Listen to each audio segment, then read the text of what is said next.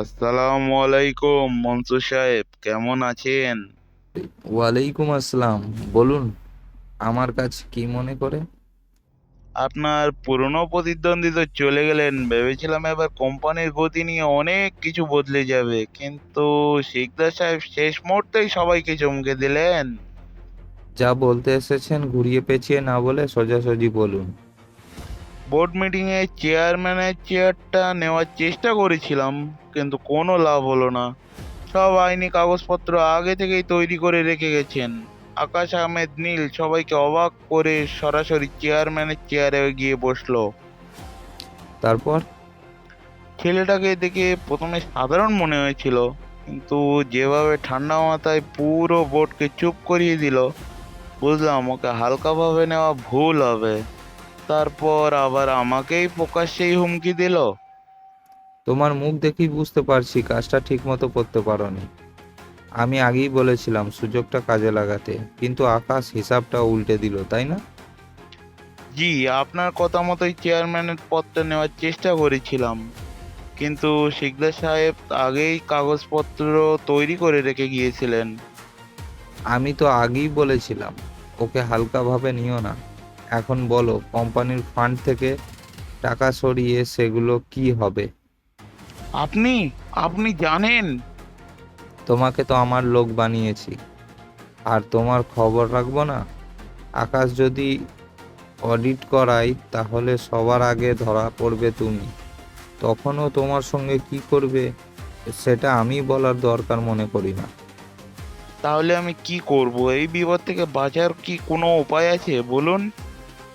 উপায় আছে, তবে সেটা করতে হলে ঠান্ডা মাথায় রাখতে হবে। ভয় পেলে চলবে না। আপনি যা বলবেন আমি তাই করব, শুধু আমাকে বাঁচান। প্রথম কথা, এখন থেকে 1 টাকাও এদিক ওদিক করবে না। পুরনো সব হিসাবপত্র যতটা সম্ভব পরিষ্কার করো।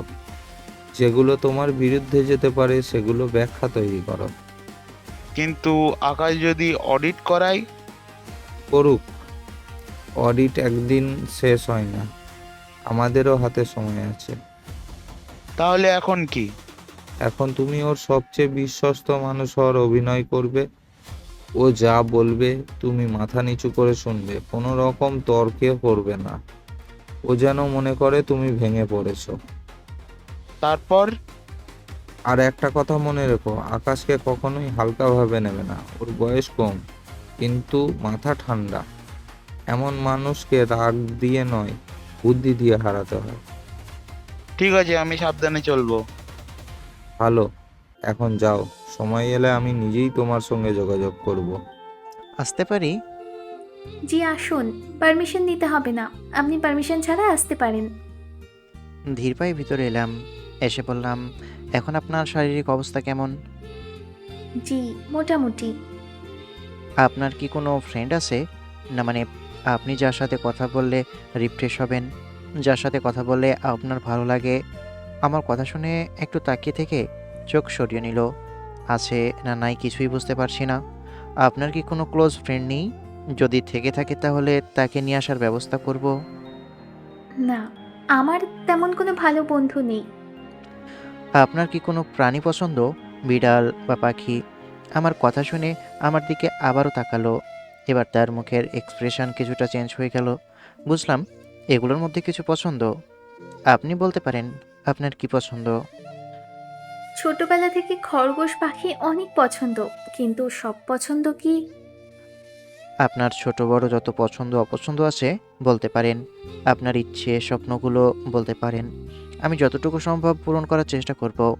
আমার কথা শুনে আবারও মাথা তুলে তাকালো। সব ইচ্ছে কি পূরণ হয়? না, সব ইচ্ছে পূরণ হয় না। কিন্তু চেষ্টা না করলে কোনটা পূরণ হবে আর কোনটা হবে না সেটাও তো জানা যায় না। রুমে আবারও নীরবতা নেমে এলো। এমনভাবে সময় নিয়ে নিজেকে চার দেওয়ালের মধ্যে বন্দি রাখলে চলবে? এমনভাবে সবসময় নিজেকে চার দেওয়ালের মধ্যে বন্দি রাখলে চলবে? বাইরে বের হবেন, একটু ছাদে যাবেন। আচ্ছা চলেন, ছাদ থেকে ঘুরে আসি। চলেন। এখন ছাদে? হুম, চলুন তো। সারাক্ষণ চার দেওয়ালের ভিতরে বন্দি হয়ে থাকলে মন আরও খারাপ লাগবে। আমার কথা শুনে মেঘলা আস্তে করে বিছানা ছেড়ে উঠল। তারপর দুজনে ধীরে সুস্থে ছাদে এলাম। একদম চাঁদনি রাত। চাঁদটা যেন রূপোর থালার মতো আলো ছড়াচ্ছে। আকাশে উপচে পড়া হাজারটা তারা, চাঁদের স্নিগ্ধ রূপালি আলোয় ছাদসহ চারপাশ ফর্সা হয়ে আছে। মেঘলা খোলা বাতাসে দাঁড়িয়ে আস্তে করে একটা লম্বা নিঃশ্বাস নিল।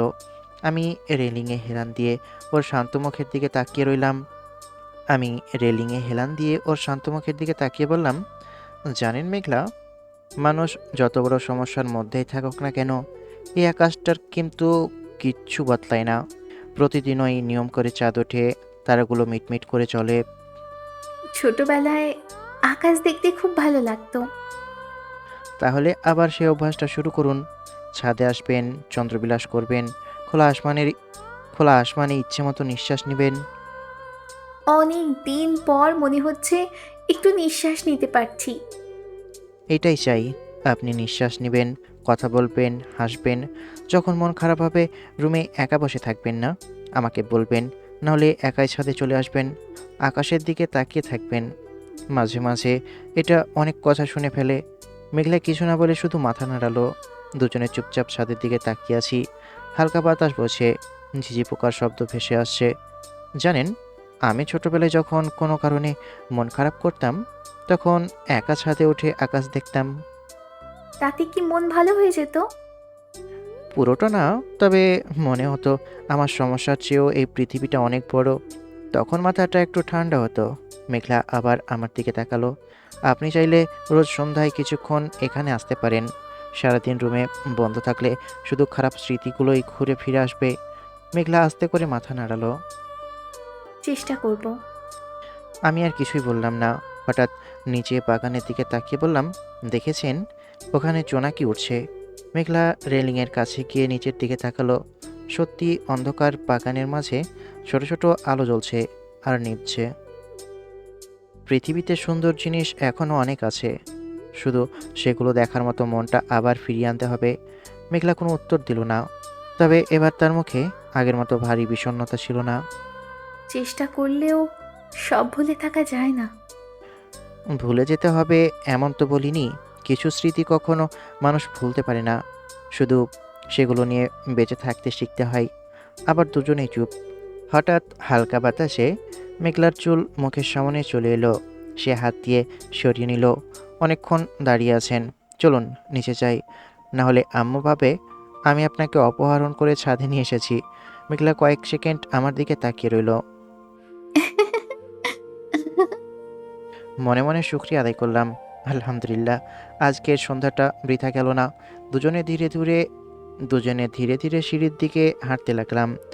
রাতে কয়েকজন বসে আছি।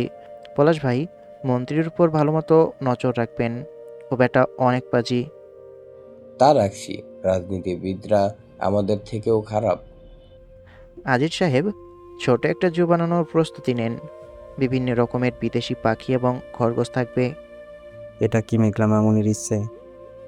ঠিক ধরেছেন। আপনার পরিচিত কোনো ইঞ্জিনিয়ারের সাথে কথা বলে ব্যবস্থা করেন। আগামীকাল ডেকে নিব। তুমি কেমন কি চাও তাকে বলে দিবা।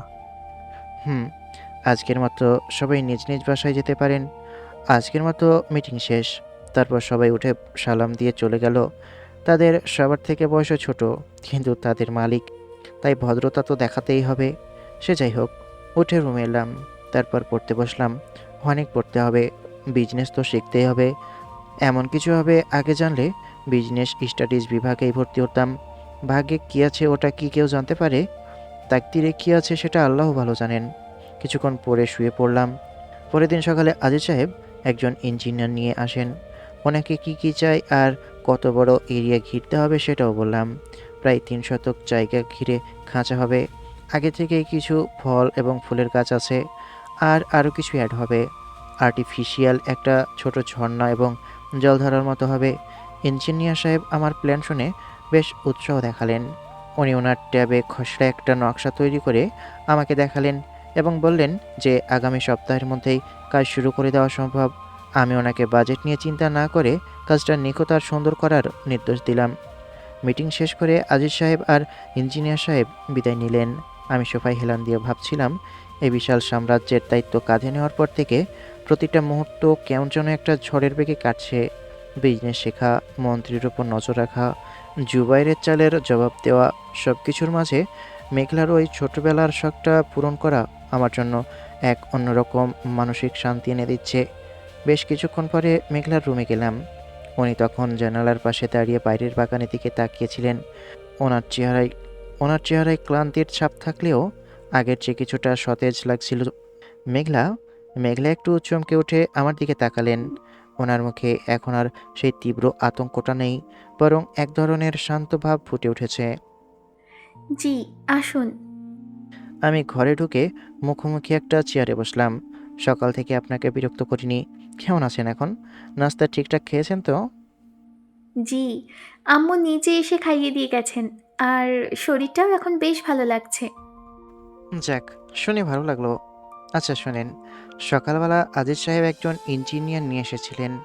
আমাদের পেছনের যে খালি বাগানটা আছে, সেখানে প্রায় 3 শতক জায়গা নিয়ে একটা সুন্দর সেট আপ করা হচ্ছে। মেঘলা একটু কৌতূহলী চোখে আমার দিকে তাকালেন। কিসের সেটা? আমি একটু বাঁকা হেসে বললাম, ওই যে কাল রাতে বললেন না আপনার পাখি আর খরগোশ পছন্দ, তাই ভাবলাম ছাদের চন্দ্রবিলাসের পাশাপাশি দিনের বেলাতেও একটু রিফ্রেশমেন্টের দরকার আছে। ওখানে বড় একটা খাঁচা হবে, যেখানে বিভিন্ন দেশের রঙিন সব পাখি থাকবে, নিচে খরগোশদের ঘুরে বেড়ানোর জায়গা থাকবে, আর সাথে একটা কৃত্রিম ছোট ঝর্ণা আর জলের ধারা, যেখানে রঙিন মাছ থাকবে। কেমন হবে বলুন তো? আমার কথা শুনে মেঘলার চোখ দুটো এক মুহূর্তের জন্য বড় বড় হয়ে গেল। ওনার ঠোঁটের কোণে এমন একটা চওড়া আর অকৃত্রিম হাসি ফুটে উঠল, যা আমি এই কয়েকদিনে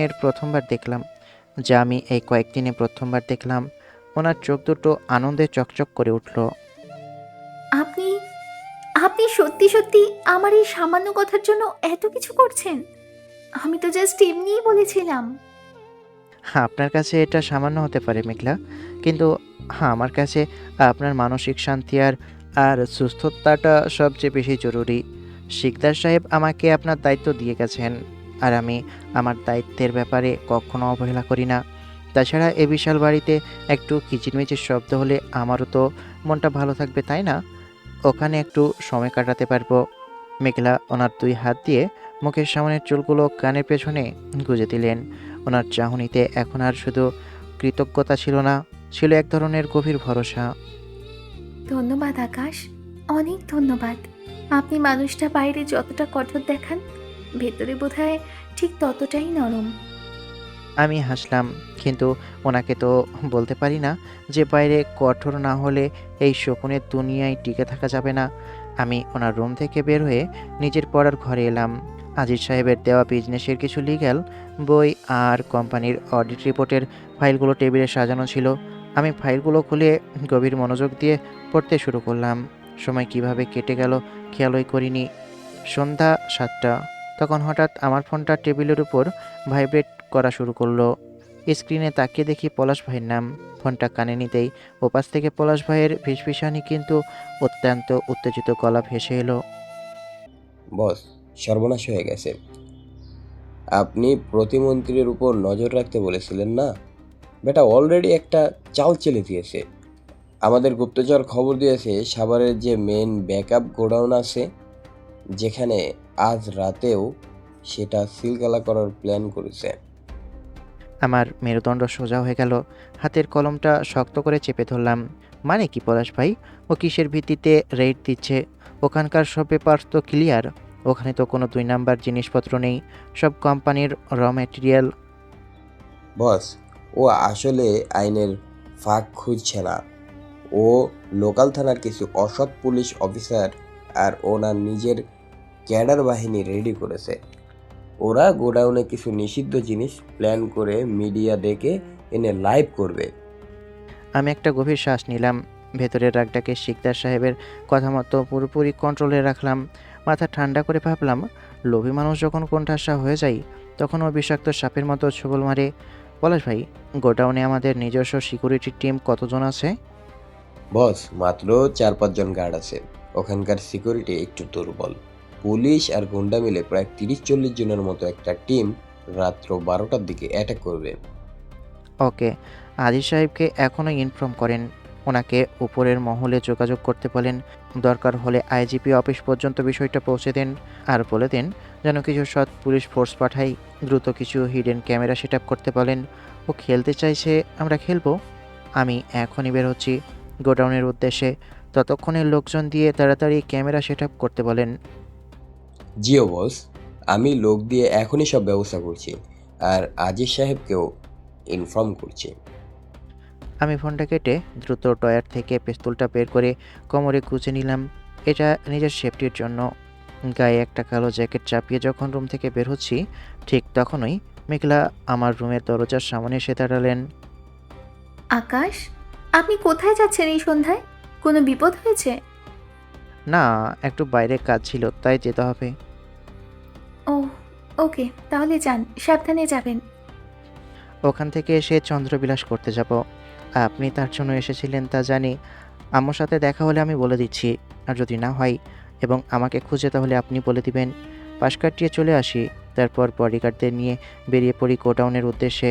বেশ কিছুক্ষণ পরে পৌঁছে যাই গোডাউনে। এর মধ্যে আজিজ সাহেবের সাথে কথা হয়েছে। গাড়ি থেকে নামতেই পলাশ ভাই এলো। ভাই, কাজ চলছে। আমাদের ইলেকট্রিশিয়ানরা ভালোভাবেই কাজ করছে, জায়গায় বুঝে বুঝে হিডেন ক্যামেরা সেট করছে। ওকে, গোডাউনের ভিতরে এলাম। 1.5 ঘন্টার মধ্যে কমপ্লিট। বাইরে কয়েকটা ক্যামেরা দেওয়া হলো। যদি ফাঁসানোর জন্য তারা কিছু রাখে, সেটা ক্যাপচার করার জন্য এইসব। না হলে পেপার তো ঠিকঠাক হয়ে আছে। ওখানের কাজ শেষ করে সবাই চলে আসলাম। এজন্য আসলাম যেন মনে হয় সব কিছুই নর্মাল আছে। বাসায় এসে পৌঁছে মেঘলার রুমে এলাম। এই যে মিসেস আহমেদ, আসুন ছাদে চলেন। আমার কথা শুনে আমার দিকে তাকালো, না জানি কি বলবে। মিসেস আহমেদ কখন হলাম? আমার নাম পাল্টে গেল নাকি? থাক, ব্রেইনে চাপ দিতে হবে না। এখন আসুন, চলুন ছাদে যাবেন। না চন্দ্রবিলাস হয়ে গেছে? হয়নি। চলুন, আপনার কাজ শেষ? একটু কাজ ছিল, শেষ হয়ে গেছে। দুজনে একসাথে ছাদে এলাম। রেলিংয়ে হেলান দিয়ে বললাম, আপনার একটা ফোনের প্রয়োজন। সব সময় একা একা থাকেন। ফোন দিয়ে কি হবে? কোনো কিছুই ভালো লাগে না। অসুস্থ শরীর আর ফোন। ওকে, বাগান থেকে হাসনা হেনা ফুলের গন্ধ ভেসে আসছে। বলুন তো, এটা কি ফুলের গন্ধ? বলতে পারছি না। আপনি বলেন কি ফুল? হাসনা হেনা, গন্ধটা কেমন লাগছে বলুন। ফুল কি অসুন্দর হয়? সব ফুলই সুন্দর। সব ফুলের গন্ধই ভালো। তবে কোনোটাই বেশি, আবার কোনোটাই কম। Yes, I agree. ফুল তো ফুলই থাকে। মেঘলা চুপ হয়ে গেল। ওর চুপ থাকার বিষয়টি বুঝতে পারছি। ও বুঝে গেছে ফুলের মাধ্যমে তার জীবনকে নিয়ে কথা বলছি। আপনি ডাবল মিনিং কথা তো ভালোই বলতে পারেন। ভুল বুঝছেন। আমি তো কেবল একটা ফুলের কথাই বলেছি। ফুল তো শেষ পর্যন্ত ফুলই থাকে, তাই না? সে কারো হাতে মরুক, ঝরে পাপড়ি পড়ুক, কিংবা কেউ তাকে চরম অবহেলাতেই রাখুক না কেন, তাতে কি ফুলের নিজের সৌন্দর্য বা মিষ্টি সুবাস একটুও কমে যায়? আর যে মানুষটা সত্যি একটা ফুলকে ভালোবাসতে জানে, সে তো তার অতীত বা কালচের দাগ দেখে ভালোবাসে না। সে ফুলটাকে ঠিক যেমন আছে তেমন করেই আপন করে নেই। হুম, তা তো বুঝলামই। আপনি যে সুন্দর কথা বলতে পারেন, কথা দিয়েই মানুষের মন জয় করে ফেলতে পারবেন। এটা কি প্রশংসা করলেন, নাকি ছোট করে একটা খোঁচা মারলেন? যাই হোক, যেটা ভেবে বলে থাকেন, আমি কিন্তু কিচ্ছু মনে করিনি। আচ্ছা মেঘলা, মানুষের যদি পাখির মতো ডানা থাকতো, তবে কেমন হতো বলুন তো? ছোট থাকতে ভাবতাম, ইভেন এখনো ভাবি, ইস, যদি ডানা থাকতো তাহলে পাখির মতো ডানা মেলে উড়ে বেড়াতে পারতাম। যেখানে খুশি সেখানেই যেতে পারতাম। তাই তো, কোথায় কোথায় যেতে ইচ্ছে করছে শুনি? ছোটবেলা থেকে পাহাড় দেখতে খুব ইচ্ছে করতো। মেঘের ভেতর দিয়ে হাঁটতে কেমন লাগে সেটা জানতে ইচ্ছে করে। তারপর সমুদ্র, ঢেউয়ের শব্দ শুনে ঘন্টার পর ঘন্টা বসে থাকতে ইচ্ছে করে। আর যদি সত্যিই ডানা থাকতো, তাহলে হয়তো একদিন পৃথিবীর সব সুন্দর জায়গা ঘুরে দেখতাম, যেখানে কেউ আমাকে চিনবে না, কেউ কোনো প্রশ্ন করবে না।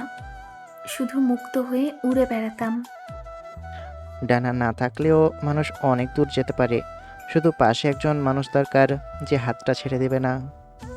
আপনি সব কথারই উত্তর খুঁজে পান, তাই না? না, অনেক প্রশ্নের উত্তর আমারও জানা নেই, তবে একটা জিনিস জানি, মানুষ আশা ছেড়ে দিলে তখনই সে সত্যিকারের বন্দী হয়ে যায়। এটাও ঠিক, কিন্তু ডানা যেহেতু নেই সেহেতু এগুলো নিয়ে চিন্তা করেও লাভ নেই। কেন, ডানা না থাকলে কি কোথাও যাওয়া যায় না? তা যাবে, কিন্তু সবচেয়ে বড় কথা ডানা যেহেতু নেই সেহেতু এই সব কিছু বাদ। কোথাও ঘুরতে যাব না, এখন আপাতত না। ওকে, যখন যাবেন তখন শুধু একটু ইশারা করবেন, ব্যাস। চুপচাপ দুজনে চন্দ্রবিলাস আর টুকটাক কথা বলে একটু পরে চলে আসি নিচে। রাতে বসে আছি আর অপেক্ষা করছি ওই দিকের নিউজের জন্য। কী যে হচ্ছে। বেশ কিছুক্ষণ পরে পলাশ ভাইয়ের কল এলো। তাড়াতাড়ি রিসিভ করলাম। রিসিভ করতে ওপাশ থেকে বলল, বস, মন্ত্রী সাহেব লোক পাঠিয়েছে, সবাই আমাদের গোডাউনের দিকেই যাচ্ছে। আপনি প্রতিটি ক্যামেরার উপর নজর রাখেন। কোনো সাংবাদিক বা রিপোর্টার কি আছে? আরে বস, এখন ওদের নিয়ে আসলে ফেঁসে যাবে না? আগে ওদের প্ল্যান কমপ্লিট করবে, তারপর ওদের ডেকে এনে দেখাবে। সাথে একটা ট্রাকও আছে, সম্ভবত ওটার মধ্যে কিছু রেখেছে। নজর রাখেন। সাংবাদিক বা রিপোর্টার যখন আসবে তখন বলবেন, প্রথমে কন্ট্রোল রুমে নজর রাখবেন। ওরা যদি ফুটেজ নষ্ট করার চেষ্টা করে, আমার মনে হয় তাই করবে, আর সেটাও আমাদের প্রমাণ হবে। ওরা যা করার করবে, কিন্তু আমাদের সাক্ষী হবে হিডেন ক্যামেরা। ওদের কাজ শেষ হওয়ার সাথে সাথে আমাকে ভিডিও ফুটেজ পাঠিয়ে দিবেন, আর মন্ত্রী সাহেবকে একটা ভিডিও গিফট করবেন। কেন ভাই? বুঝলেন না? ওর সাথে একটু খেলবো। ওর লোকজন সাংবাদিক ডাকবে, নিউজ করবে, আর ওর কাছে আমাদের ভিডিও যাবে। তখন কি হবে একবার ভাবেন তো? বস, আপনি বয়সে ছোট হতে পারেন, কিন্তু আপনার মাথা মনে হচ্ছে যত প্রশংসা করব ততই যেন কম হয়ে যাবে। সাংবাদিক ডেকে এনে যখন চলে যেতে বলবে, তখন তো অনেক কিছুই হবে। সাংবাদিকের জেরা, কিন্তু বস, আমাদের তো অনেক বদনাম হবে। আরে ইয়ার, আমাদের নিয়ে অনেক কথাই মানুষ বলে, য- কিন্তু যখন ওদের আসল চেহারা বের হবে তখন সেই কথাগুলোই ওদের বিরুদ্ধে যাবে। মন্ত্রী যখন তার কুকীর্তি ফাঁস হয়ে যাবার ভয়ে এসব ধামাচাপা দিতে চাইবে, সাংবাদিকদের চলে যেতে বলবে, তখন তো সবাই বলবে আমাদের প্রোটেকশন দিচ্ছে, ব্লা ব্লা ব্লা। বিষয়টা তিল থেকে তখন তাল হয়ে যাবে না? মন্ত্রীর রেপুটেশনের কী হবে একবার কল্পনা করুন।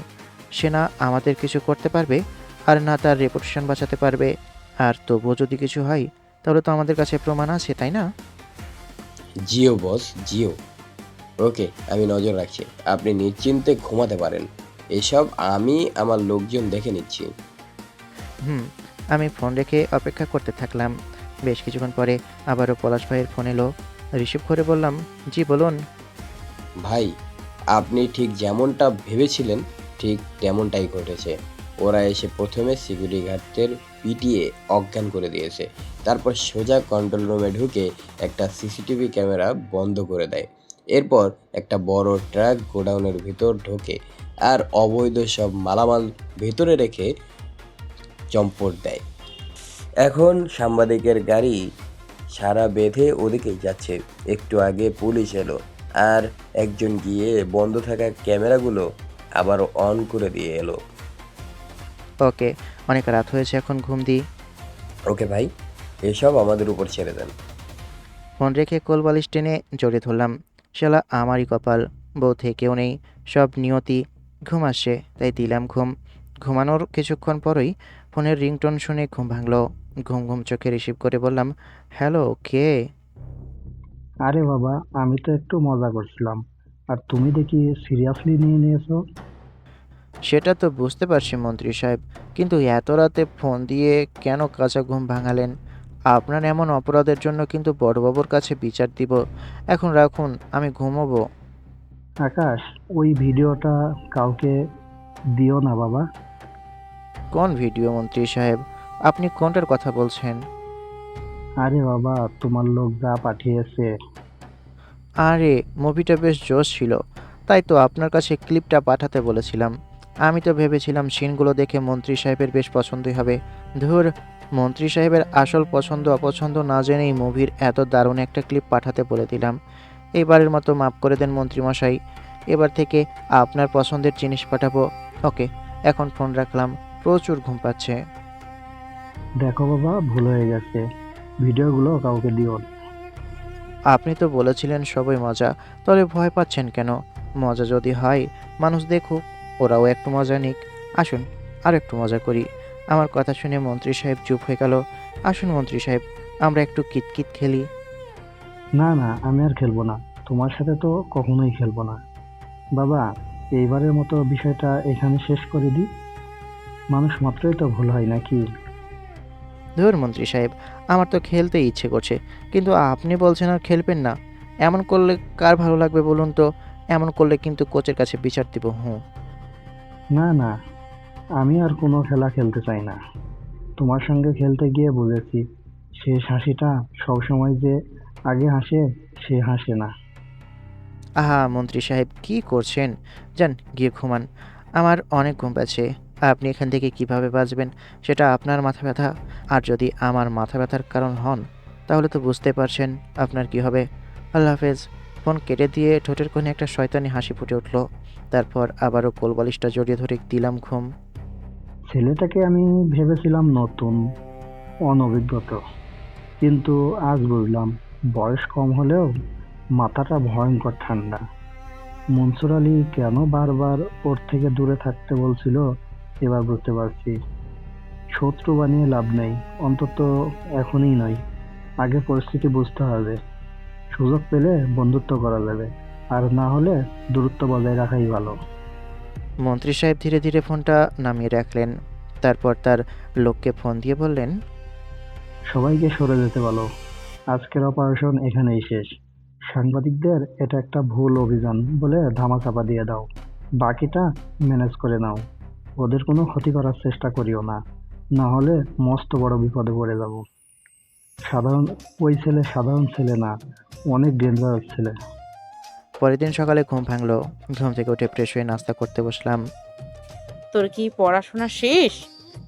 আরে না, তা কেন হবে? আজকে ভার্সিটিতে যাব। কয়েকদিন ধরে তোর বাবা ফোন দিচ্ছে, জিজ্ঞেস করছে কোথায় আছি। ও আচ্ছা, কি বলেছো শুনি? কিছু বলিনি, বাসায় যেতে বলেছে। আমি শুধু শুনে গেছি। সম্ভবত তোর মামাকে তাও বলেছে। তোর মামা, নানা সবাই ফোন দিয়ে জিজ্ঞেস করছে কোথায় আমি।